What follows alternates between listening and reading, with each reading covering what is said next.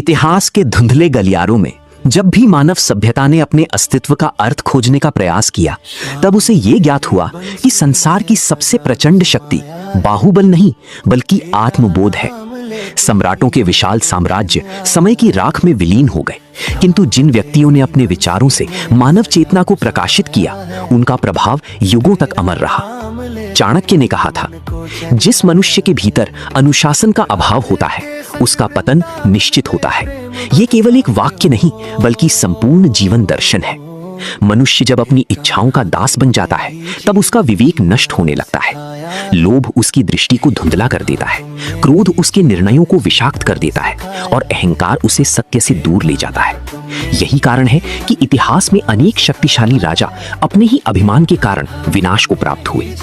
वास्तविक महानता उस व्यक्ति में होती है जो अपमान में भी धैर्य बनाए रखे, पराजय में भी आत्मविश्वास न खोए और अंधकारमय परिस्थितियों में भी अपने विचारों की ज्योति को जीवित रखे।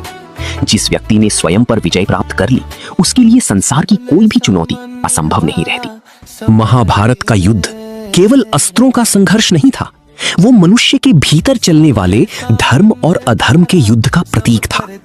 आज भी प्रत्येक व्यक्ति के भीतर वही संघर्ष निरंतर चल रहा है। एक ओर सत्य, संयम और करुणा है, दूसरी ओर लालच, ईर्ष्या और स्वार्थ। समय कभी किसी के लिए स्थिर नहीं रहता। जो आज शिखर पर है, वो कल इतिहास का एक भूला हुआ अध्याय भी बन सकता है। इसलिए मनुष्य को अपने पद, शक्ति और धन पर नहीं बल्कि अपने चरित्र पर गर्व करना चाहिए, क्योंकि अंततः इतिहास उन्हीं लोगों को स्मरण रखता है जिन्होंने मानवता को प्रकाश दिया, न कि उन्हें जिन्होंने केवल स्वयं के लिए साम्राज्य खड़े किए।